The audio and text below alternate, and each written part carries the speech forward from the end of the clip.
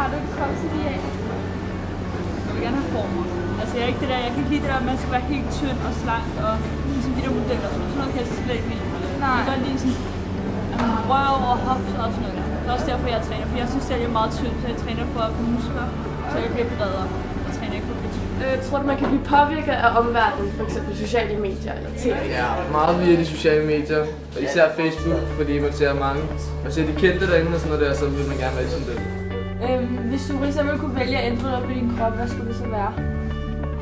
Nok lidt større muskler. Har I et kropsideal? Beyoncé. Okay, hvorfor? Vil du have en flot røv? Okay, du vil gerne have former så? Jeg har former, men Ja. jeg vil gerne have den der form. Ja. Har du et kropsideal? Ikke rigtigt. Altså, jeg er bare mig selv. Træner du? Ja. Okay, hvad er dit mål med det? Og tabe og blive lidt stærkere. Har I et kropsideal? Ikke rigtigt. Nej. Altså, hvordan man skal se ud og... Nej, det er meget forskelligt, synes jeg. Ja. Person, ikke?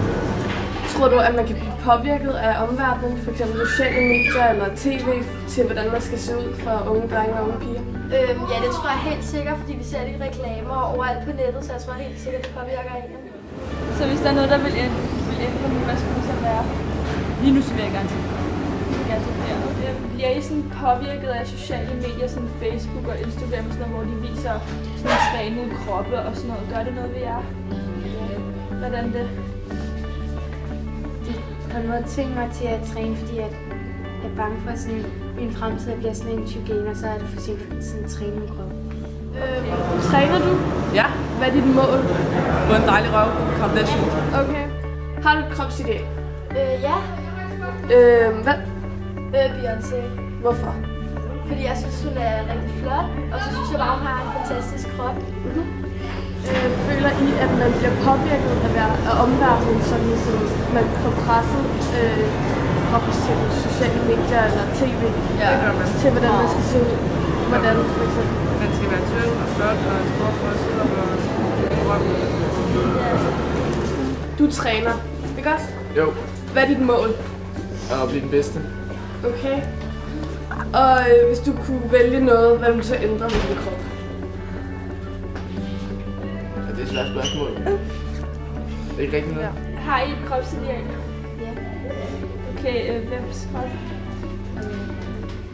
Og jeg kan godt lide Spencer fra Pretty Lies, fordi at, hun har en rigtig god kropsform.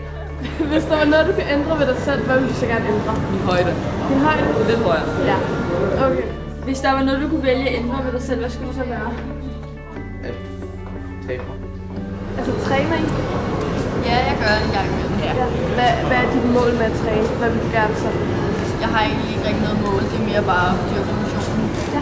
Så hvis der var noget, du kunne ændre ved dig selv, hvad skulle det så være? Min mave, og jeg har altid ønsket at blive lidt mere høj. Bliver du påvirket af omverdenen, som for eksempel Snapchat, Facebook eller andet? Det tror jeg alle gør. Hvordan det? Det var, alle gør det, så man hopper vel selv på automatisk. Okay.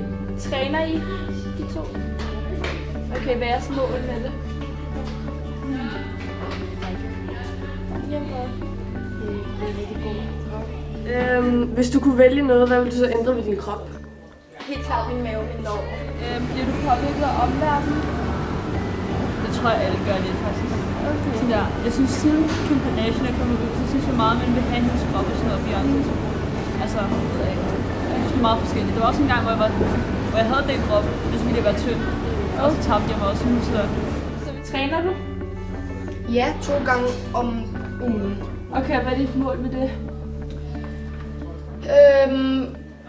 Få en flad mave. En god mave. Så hvis I kunne vælge noget, I ville ændre ved jeres krop, hvad ville I så ændre? Så skulle man være mere stram og lidt. Okay.